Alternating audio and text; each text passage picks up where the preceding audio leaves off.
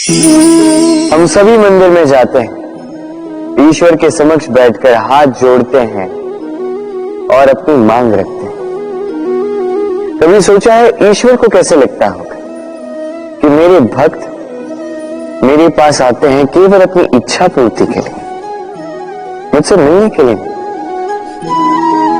कई सारे लोग मंदिर जाते हैं, अपनी इच्छा ईश्वर के समक्ष रखते हैं।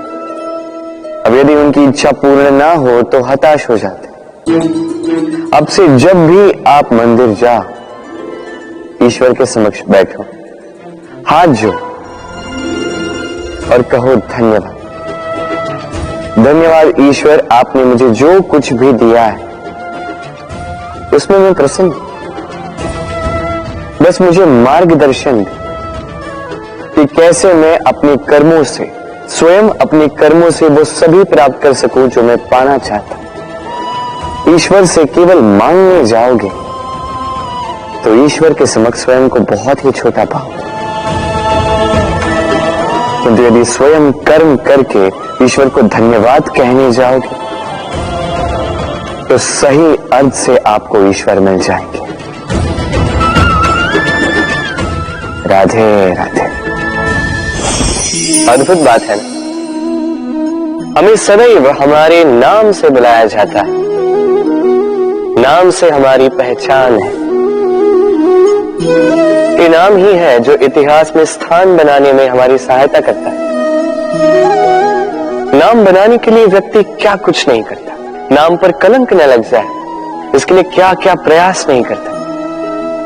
अपने जो कुछ भी पाए, धन, संपत्ति, सुख, ये सब कुछ नाम के समक्ष छोटा है।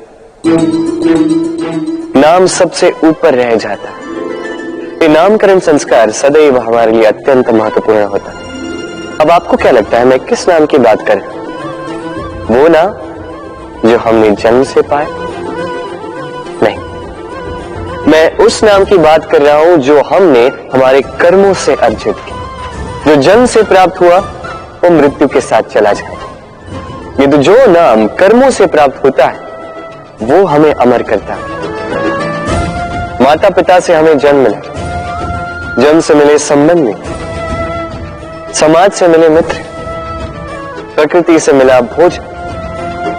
यदि कुछ ऐसा है जो हमने स्वयं पाया तो वो है हमारे कर्मों का फल।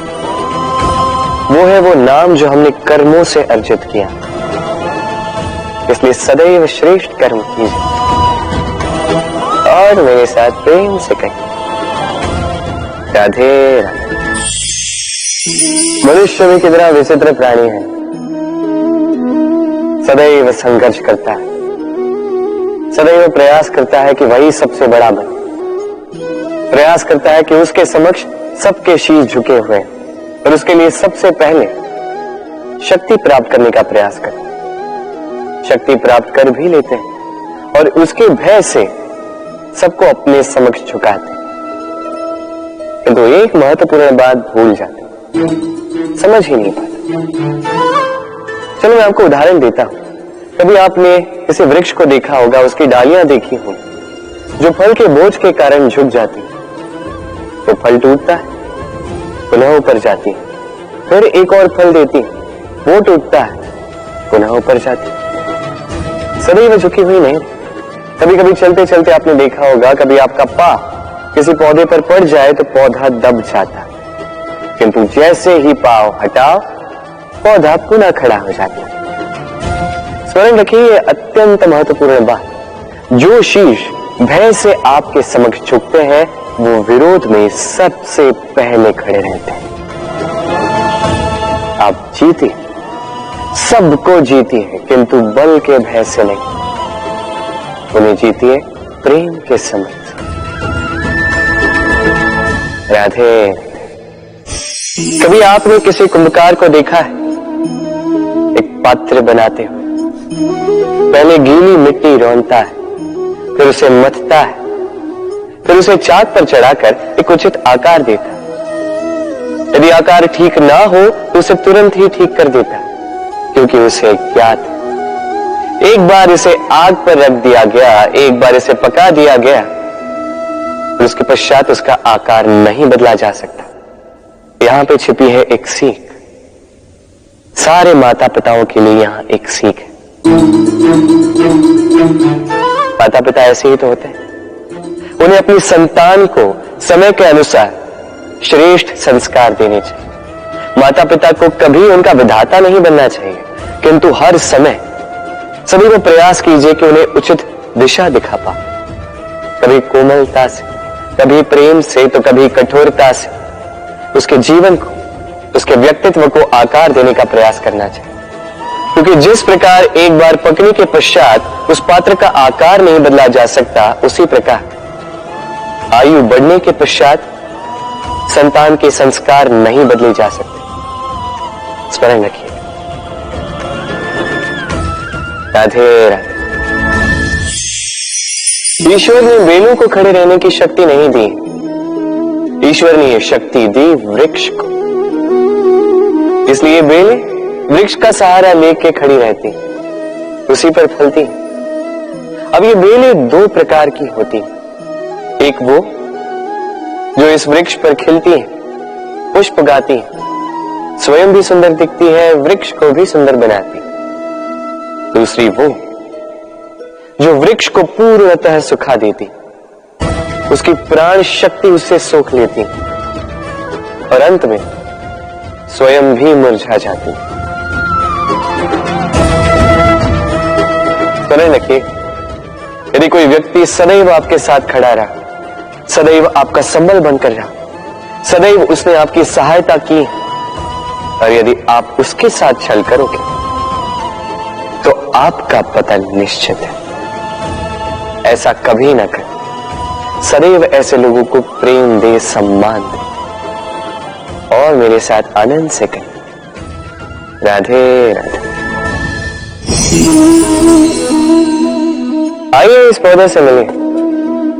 मेरे लिए ये पौधा अत्यंत प्रिय है। मैं इस पौधे से बहुत प्रेम करता हूं। अब सोचिए, यदि इसी प्रेम में मैं इसे दिन में 6 बार जल दूं, तो क्या इसका विकास और अच्छे से होगा?